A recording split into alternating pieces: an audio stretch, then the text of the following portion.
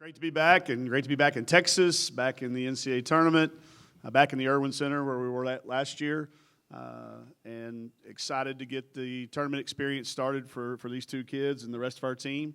After the last couple of years, A, of not having it, and B, having it under unique circumstances, it's just been so refreshing for these kids to get a chance to see it. We got a lot of young kids back at the hotel that don't know the difference, so we're going to try to keep that from them. I've told these two kids not to tell them too many stories. Let's just experience it for what it is. But it's great to be back here. It's such a historic building for us from Arkansas, with the rivalries going back to the Southwest Conference days. Growing up watching the battles with the Longhorns, Coach Richardson getting tossed out of the game here, then coming back, and U.S. Reed hitting a half-court shot out there. So just a historic place for a historic event to see March Madness on here for our women's game. And I'm just excited that these two kids, y'all called her a red shirt senior? Well, that's what y'all are going with? Okay. We don't know what to call her. She's been around forever. She is.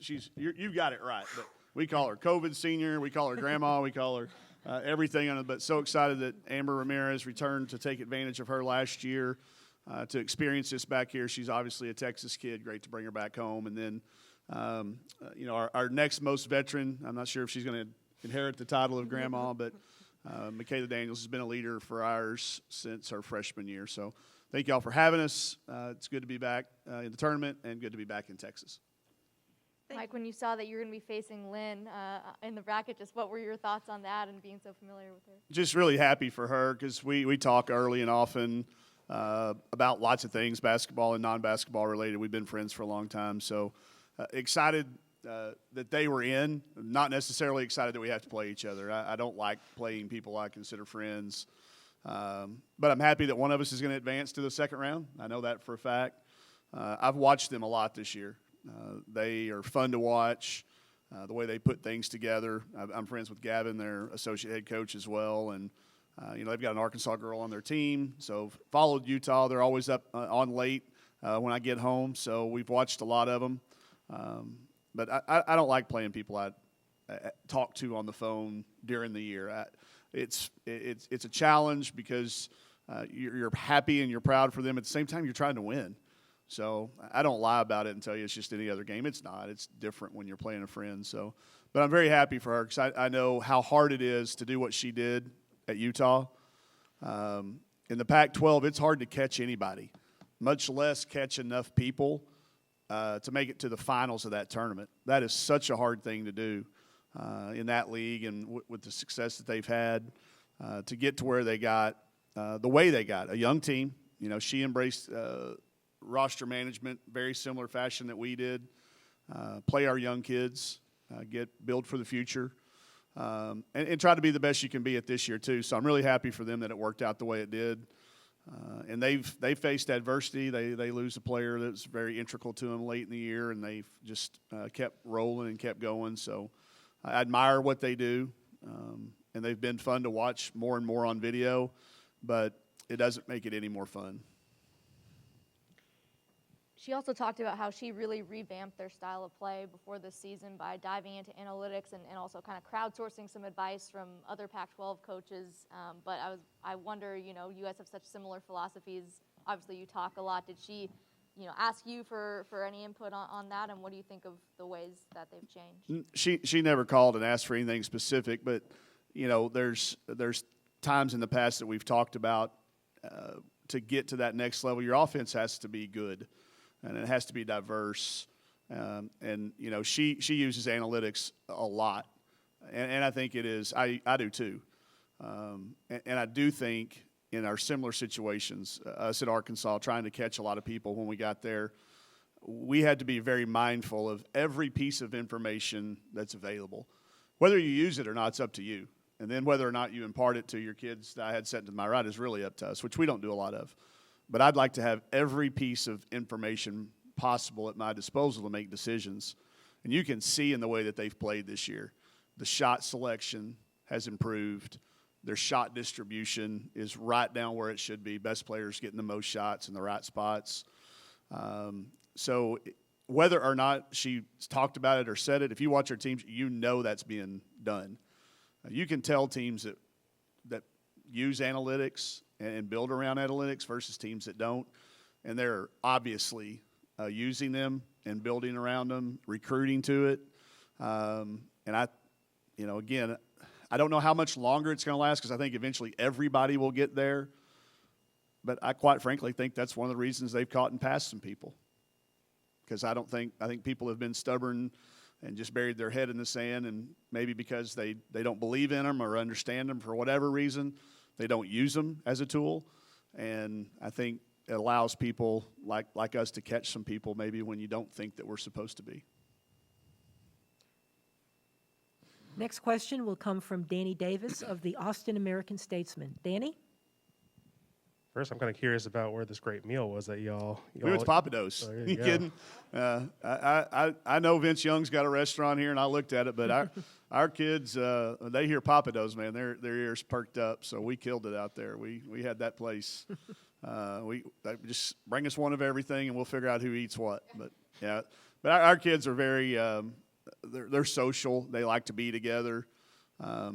That question when they asked about what it was like, they took care of me pretty good because they did everything right. I screwed last year up for the NCAA tournament. We traveled day of game all the way through the year for the last 2 years. And then we get down here and we have to stay in a hotel for 7 days. We went stir crazy. We literally were unprepared to play a basketball game. You use the term upset in the 4-13. We weren't on our home floor. I don't look at it. Wright State was a good team. Maybe it was an upset with Las Vegas or whatever, but we were all in the same playing field. And I did a really poor job of having our team prepared to play last time. We hadn't stayed in a hotel all year long because we flew in and out day of game to be able to play, to follow the protocols as stringently as we possibly could. And then we got down here and we were ready to go home. We were ready to go home before we ever picked a ball up, and we played like it. So that was, like I said, they're nice enough not to throw that back at me, but I screwed it up for them and for our team last year. But we didn't make that mistake this year. We were a little bit better prepared. But nonetheless, the experience is starting to you're starting to see little things. We still haven't seen the whole package yet on how different it is, but you can tell there's been changes made in the positive manner. Kind of going off that, I don't know if freeing is the correct word, but is it better to have kind of a group that doesn't know what this March Madness is about, or would you prefer to kind of go into this month with a veteran?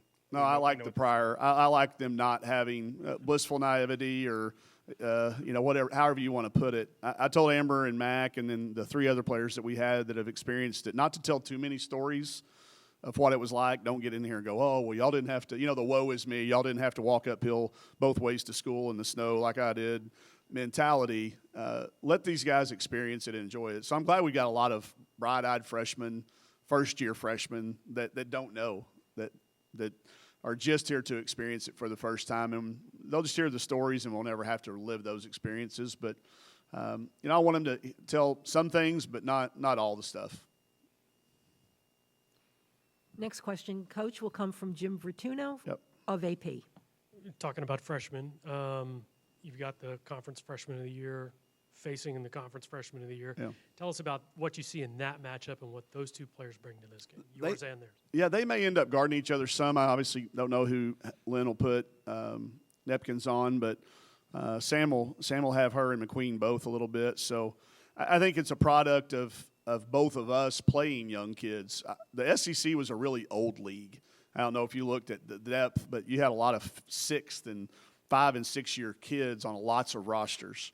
I don't know as much about the Pac-12, but the SEC was a very old league. So Sam came in when the opportunity presented itself to get a lot of playing time, and then played very, very well against the best players, in our conference. Some of those being 5 and 6 year seniors. And I know Gina did the same thing for Utah. When you watch it, you can tell that, they're not freshmen anymore. Once they get past that 300-minute mark, they're no longer freshmen. And I think what they mentioned about Sam when they were talking about just the confidence that those 2 players play with, it oozes. You don't have to evaluate that very hard. You can tell the coaches have trust in them, their teammates have trust in them.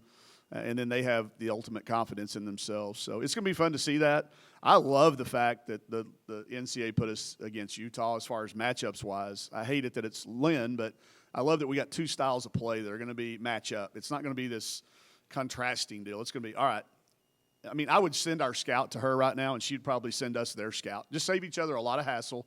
This is what we're going to do. Best of luck stopping it. Let's get out there and see who does it best. So I think it makes for a really fun matchup. I honestly think they're a better than a 7 seed. I think they could have made a case. Their net was really, really high. They've got quality wins. I thought they were probably going to be a 6 seed. I will tell you, they were not even a team that I had on our radar as a potential matchup. We had film pulled on lots of people, but I thought they would be higher, a 6 seed, and I just didn't think would drop to an 11.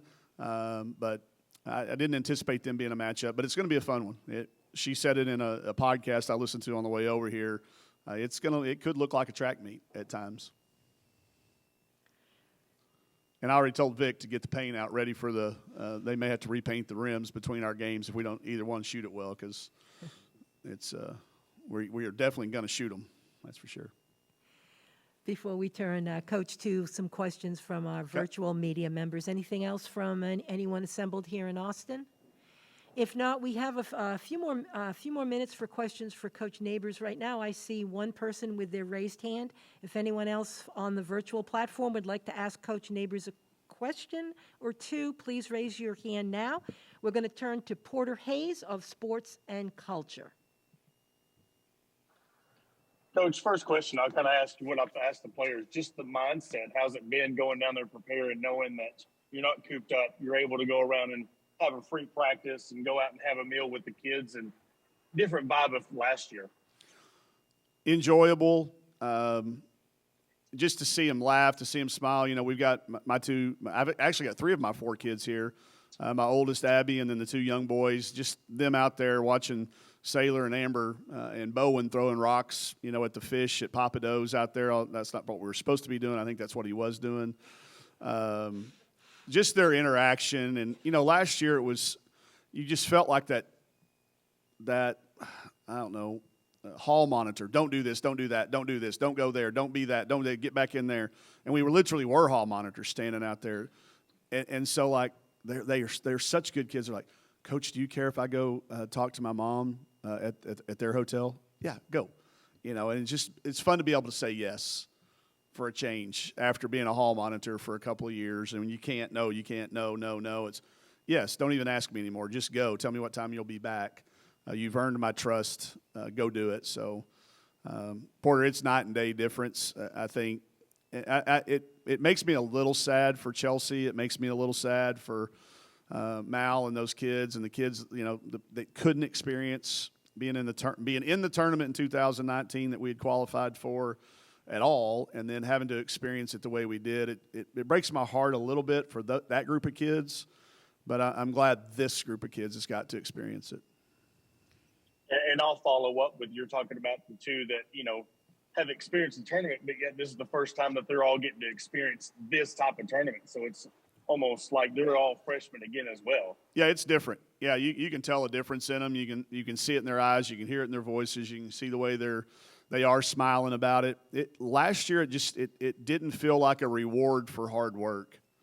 You know, it felt like, okay, this is just a continuation of more of this, and we've said we want to play, so we have to play. So let's do whatever it takes to go get tested and walk back and forth and sit around and wait for your results, and then find out if you can play and find out if you got to take a false positives. And to be able to do that for this group is very, very satisfying. And I'm glad that we got back in this thing.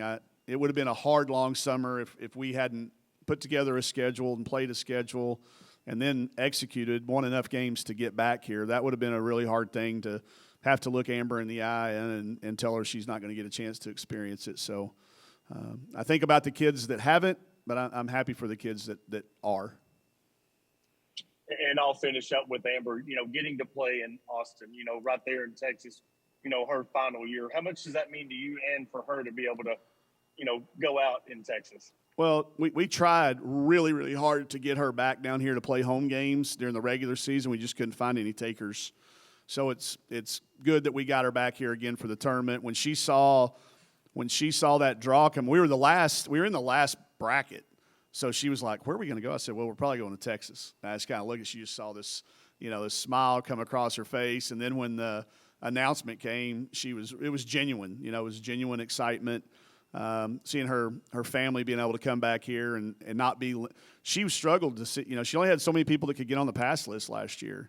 And now she's, doesn't have that issue, and is all the people and family and friends and teammates that are still down here make the short drive over from San Antonio to get a chance to see her, hopefully a couple more times. It's that time of year as college basketball takes center stage with the tournament finally upon us. If you're looking to wager this year, BetOnline is the #1 spot for all your updated odds and info, along with great contests, including the bracket contest, where you can have a chance to take home the top prize. Head over to the website or use your mobile device to sign up today and receive your 50% welcome bonus on your first deposit. Just use our promo code BELIEVE to get started. That's BLEAV. BetOnline is your continued source for all your sports wagering needs, including live betting and your favorite Vegas casino games.